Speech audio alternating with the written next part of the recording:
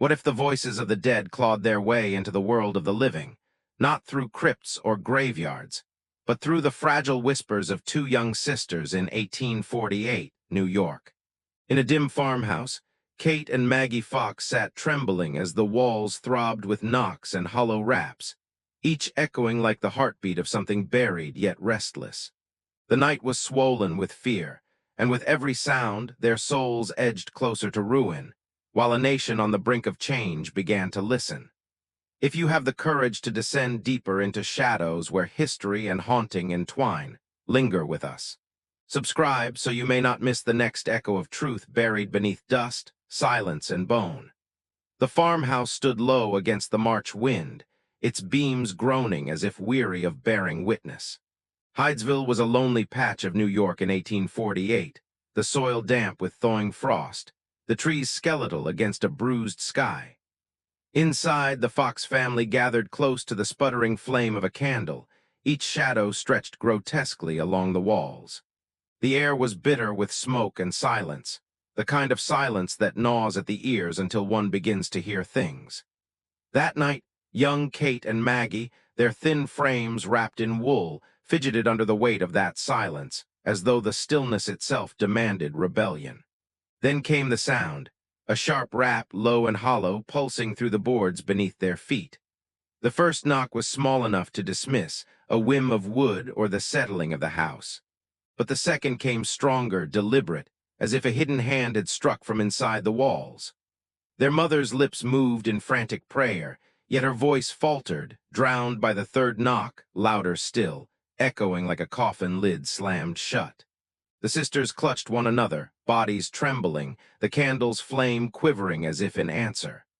Their father, grim and skeptical, paced the room with his jaw set tight, but even he could not deny the rhythm. When Kate dared to whisper, "Do it again," the boards obeyed, 3 raps in sequence, clear, undeniable. What followed was no longer silence but dialogue. Each knock became response, each pause a question. "Are you a man?" A single rap. "Are you a spirit?" Another. The family watched, half paralyzed, as the walls themselves seemed to learn the art of speech.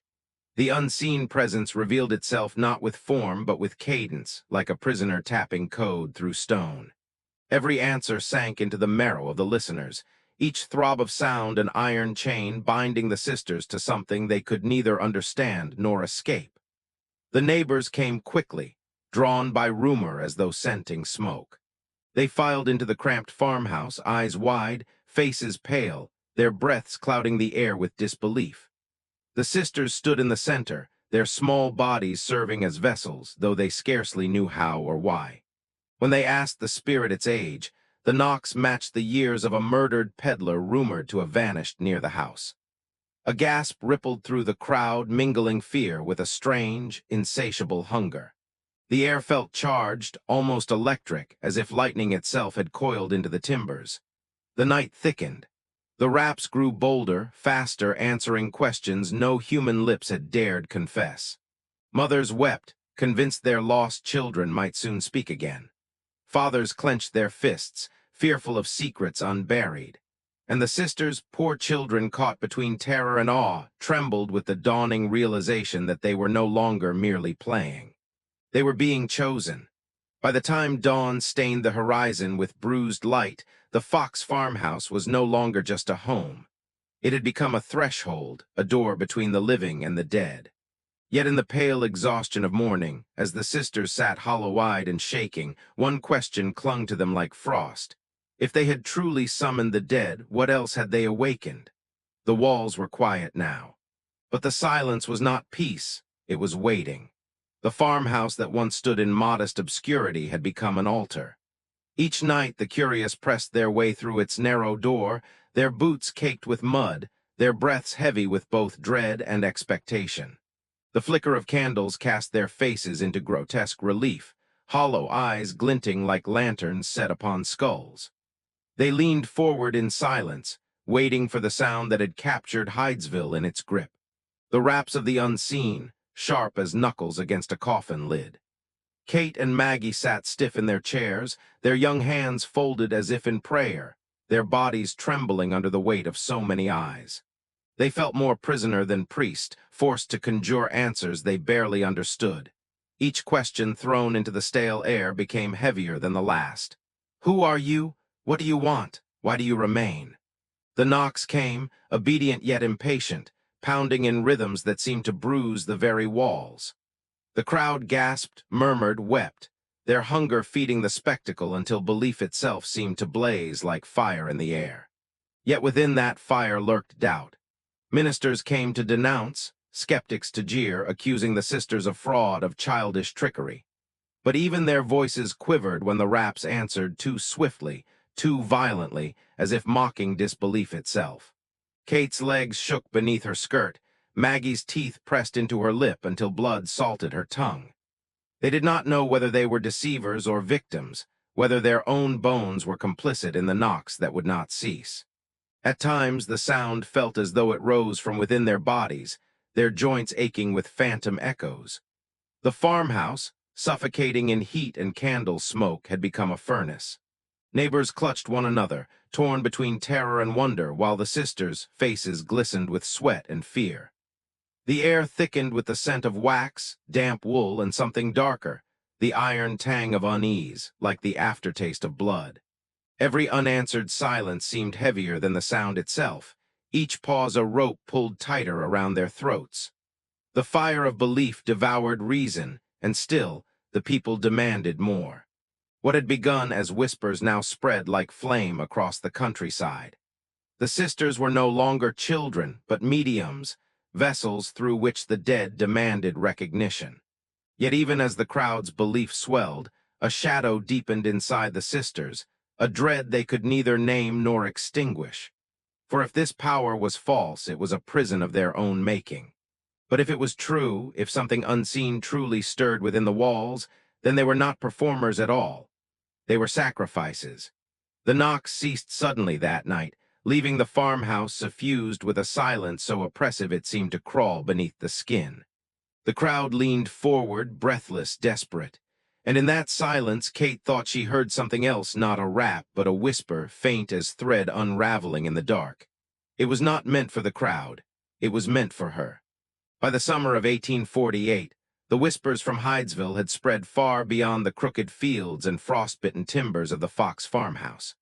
They traveled by rumor and newspaper ink, drifting through villages, cities, and into the restless heart of a nation already haunted by war, loss, and the unspeakable silence of countless graves.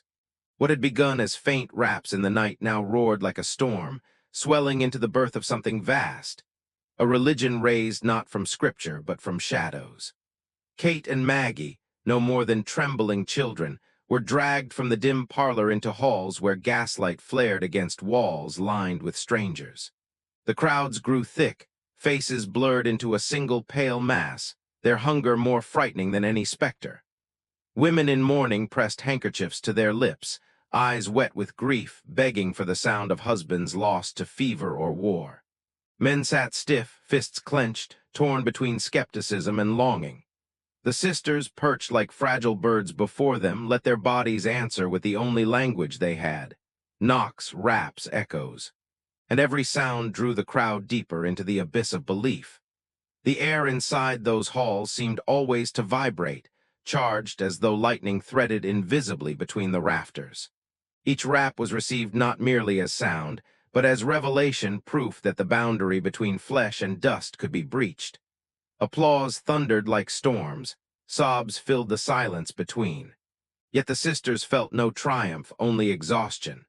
Their small frames ached from the strain, their hearts hammered like drums beaten too long. With each performance, they surrendered more of themselves, as if the dead they invoked fed on their very marrow. The movement grew beyond them, sweeping into parlors, drawing rooms, and churches that were quickly converted into seance chambers. Spiritualism became rebellion. Against the church that offered only sermons, against the grave that offered only silence. It promised voices where once there was void, answers where once there was decay. But beneath this fire of belief smoldered something colder, the sisters, awareness that their lives were no longer their own. They belonged to the raps, to the crowds, to the relentless hunger that would never cease. Coins clinked into greedy hands, Pamphlets were printed, tickets sold. The sisters were paraded as prophets, but inside they remained children trembling in borrowed dresses, frightened of the silence that followed the applause. In the stillness of their private nights, the air grew too heavy to breathe, and shadows stretched long across their beds.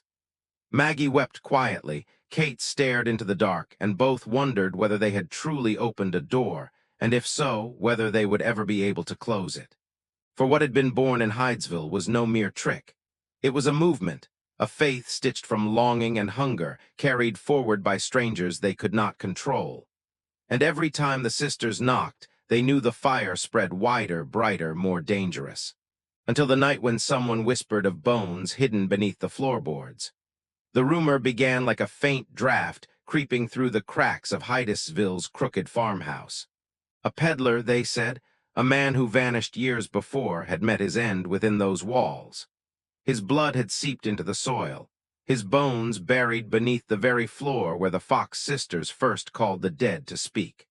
Whispers sharpened into conviction, and soon neighbors gathered not for raps and knocks but to tear open the earth. By torchlight, the farmhouse became a spectacle of excavation. Shovels pierced through the rotting planks, splinters flying, the air thick with the musk of damp earth. Each strike echoed like a heartbeat in the sisters' chests, each clod of soil a piece of the house's silence exhumed. The crowd bent low, faces half-lit, half-shadow, their breath steaming in the cold night air. When the shovel struck something harder than dirt, a collective gasp rippled through the room. A fragment of skull, pale as the moon, emerged from the soil. Then came scraps of bone, brittle and yellowed, gnawed by time and worms. For the faithful, this was proof enough. The spirit who rapped had testified, and the earth had confirmed it. The farmhouse was not merely haunted, it was a grave. Belief ignited into fervor. Newspapers inked the tale with Gothic flourish, and the legend of the Fox sisters deepened. The crowd murmured prayers, their voices thick with awe, as though the bones themselves demanded worship. Mothers pressed their children closer, fearful of restless souls. Fathers looked upon the sisters with both suspicion and reverence, wondering if they were saints or sirens. Yet even as the evidence was paraded, doubt lingered. Skeptics claimed the bones might be animal remains, cattle discarded beneath the house. The sisters themselves offered no certainty, their pale faces betraying only exhaustion and dread. For Maggie and Kate, the bones were not proof but curse. Their fragile lives, once ordinary, were now bound to the soil of Hydesville, to a grave they had neither dug nor asked for. They felt the bones in their dreams, cold and accusing, whispering from beneath the boards with voices that only they could hear. Each night thereafter, the raps grew sharper, angrier, as though the spirit, now acknowledged, demanded more. The farmhouse walls quivered under invisible fists, the candle flames guttered, and silence pressed heavily when the knocks ceased. Kate clutched her thin arms as if to hold her bones in place. Maggie stared at the floorboards as though they might rise and split open beneath her feet. They had awakened something, and now it would not return to its rest. The discovery spread the movement like fire across the nation, but for the sisters it was no triumph, it was entrapment. The dead had claimed them, body and soul, and their lives would forever echo with the hollow sound of bones against wood. And in the darkest hours of night, when even the air seemed to rot in their lungs, the sisters swore they could hear it. The slow creak of floorboards, as if something beneath still shifted, waiting to climb free. Fame had not gilded the Fox sisters in light, it had shackled them in shadow. By the early 1850s, Maggie and Kate found themselves dragged from city to city, forced to perform in parlors and lecture halls where chandeliers trembled with the weight of expectation. Their names had become currency, their voices auctioned to the highest bidder. Wealthy patrons demanded seances in rooms heavy with velvet curtains and pipe smoke, where the air grew thick with hunger for the unseen. The sisters obeyed, though their bodies trembled, their fingers cold, their bones aching as if rattled by the very dead they claimed to summon. Each night was the same, a room swollen with grief and greed, candles burning low, silence swelling like water in the lungs. The sisters rapped and answered, their hearts clenching tighter with each question hurled into the darkness. A woman begged for her child's voice, a man demanded knowledge of his fortune, others asked for judgment, absolution, vengeance. The knocks came as demanded, but each one felt like a blow against the sisters' own frailty. The crowds believed themselves sated, yet the sisters left hollow, their marrow scraped thin by the endless hunger of strangers. The punishment was ceaseless. Skeptics hounded them, mocking in newspapers, exposing tricks, spitting at them in the streets. Ministers thundered sermons of blasphemy, while believers clung with feverish devotion, both groups binding the sisters in chains of humiliation and demand. Maggie, her spirit yearning for quiet salvation, turned toward religion, searching for forgiveness that never came. Kate, frailer and more haunted, sought escape in drink, her trembling hands reaching for bottles that dulled the raps still echoing in her skull. At night, when the crowds dispersed and the chandeliers ceased to flicker, silence fell like a shroud. But this silence was no peace. It pressed against their ribs, coiled into their throats, filling them with the weight of all the voices they had conjured. The sisters lay awake, gasping, hearing phantom knocks against their bones, wrists, knees, toes betraying them with echoes they could no longer control. Their bodies, once vessels of wonder, now felt like prisons carved from flesh and shadow. They had become icons, yet remained children at heart, stripped of innocence, devoured by the fire they had sparked. Money passed through their hands like sand, leaving behind only shame. Their faces, pale and hollow, stared back from mirrors as if already half buried.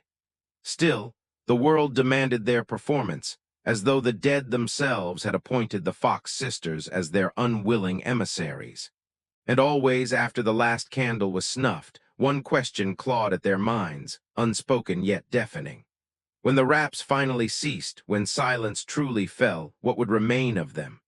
That night, as Maggie drifted into uneasy sleep, a final sound rose from the corner of the room, not the sharp rap of performance, but the slow drag of something heavy across the floorboards. She opened her eyes to darkness, her breath caught in her throat. The sound stopped. The silence waited. By the late 1880s, the Fox sisters were no longer the wide-eyed children who had startled Hydesville with raps in the night. They had become hollowed vessels, their once bright faces pale masks stretched thin over bone. Poverty gnawed at them. Hunger carved lines into their cheeks. Their bodies, long battered by the weight of expectation, sagged beneath garments that smelled of damp wool and neglect. Where once they were paraded as conduits to eternity, now they were pitied, mocked, discarded like burnt-out lanterns after the flame had died. Maggie, worn by decades of guilt, staggered toward the church, desperate for absolution. She confessed to priests, weeping until her throat ached, but found no comfort. The raps haunted her still, drumming from her very bones, as though her body itself had become the coffin of all she had summoned. Kate, by contrast, sank into the depths of drink. Bottles clinked at her bedside like skeletal company, each sip dulling the memory of candlelit rooms and hollow-eyed believers. Her children, thin and neglected, became shadows themselves, wandering through a house suffused with silence more frightening than any seance. Then came Maggie's desperate act. In a great hall before a crowd of skeptics and believers alike, she stood trembling, her voice breaking as she declared it had all been fraud. She lifted her skirts to reveal how the raps were made, the cracks of her toes, the strain of her joints. The crowd gasped, recoiled, then roared. Newspapers exploded with triumph, skeptics crowing of deception, believers hissing betrayal. And yet, as Maggie demonstrated, the sound still rang out with uncanny force, echoing like a verdict that even confession could not erase. Was she unveiling truth or performing yet again? No one could decide. Some clung to her words as salvation, others dismissed them as the bitter cry of a woman broken by sin and drink. The irony was cruel.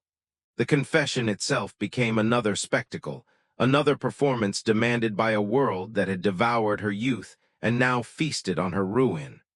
After that night, the sisters' downfall accelerated. Invitations ceased, money vanished, ridicule replaced awe. They stumbled through alleyways in tattered dresses, faces pale beneath the gas lamps, shadows clinging to their every step. Once hailed as the prophets of a new faith, they now became symbols of disgrace. But still, in the dim silence of their nights, when bottles lay empty and prayers unanswered, the knocks returned. Not from crowds, not from floorboards, but from within, from the marrow, from the silence, from the darkness that had never truly left. It seemed the very spirits they had once conjured now sought to reclaim them, whispering through the cracks of silence, rapping at the doors of their dreams. Maggie awoke many nights to hear it, the faint, deliberate throb of sound, as though someone unseen waited patiently on the other side of her fragile body. And in the last years of their lives, the sisters came to fear not the living nor the church, but the silence itself. For silence was never empty. Silence was a doorway, and something was waiting on the other side. When the Fox sisters finally left this world, they left no riches, no glory, no sanctuary. Their deaths were quiet, their bodies frail, their names already smeared by ridicule. Yet even as their coffins were lowered into the soil, the world refused to let them rest. For the legacy of their raps, their whispers, their haunted nights, had grown too vast to be buried. Spiritualism, that fever born in Hydesville, continued to spread, threading itself into parlors, into churches, into the very marrow of a nation that would never tire of chasing voices in the dark. The farmhouse itself fell into ruin, its boards sagging, its windows shattered, the wind threading through its broken frame like the sighs of the forgotten. Grass choked the thresholds where crowds once gathered, and dust settled where candles once guttered in trembling light. Yet pilgrims came still, wandering among the weeds, pressing their palms to the walls, claiming to feel vibrations, faint as veins beneath the skin. Some swore the raps continued, soft but steady, like a heartbeat buried under layers of earth. Others insisted the house itself had become a grave, and the sisters, voices, whether fraud or truth, now seeped from its timbers. Letters, journals, and testimonies from those who had sat in their circles survived, preserved like relics of a dark religion. In them the Fox sisters appeared both saints and charlatans, victims and witches, vessels and liars. Their story refused to settle into certainty. Was it all a cruel trick born of desperation, or had they truly opened a door to something eternal?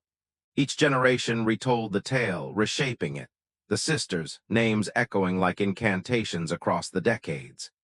In time, spiritualism gave way to other faiths, other obsessions, but its bones remained, gnawing through seances, Ouija boards, whispered prayers in candlelight. The Fox sisters had become myth, their tragedy woven into America's haunted tapestry. They were remembered not for their lives, broken, wasted, consumed by fire and silence, but for the legend they had unleashed, a legend that would never return to the grave. And even now, when the night is still, when the wind claws through the rafters of ruined houses, there are those who claim to hear it, the slow, deliberate rap of knuckles against wood, not loud, not violent, but patient. As if something waits unseen, forever repeating the sound that first bound two trembling girls to the hunger of the dead. The sisters are gone, their bones rotting quietly beneath the soil. Yet their echoes linger, scratching at the walls of history, refusing to rest, refusing to silence themselves. For what was summoned in 1848 has never been banished. It waits between silence and sound, between memory and forgetting, tapping gently at the threshold of the living. And when the knock comes again, faint, steady, undeniable, who among us will dare to answer?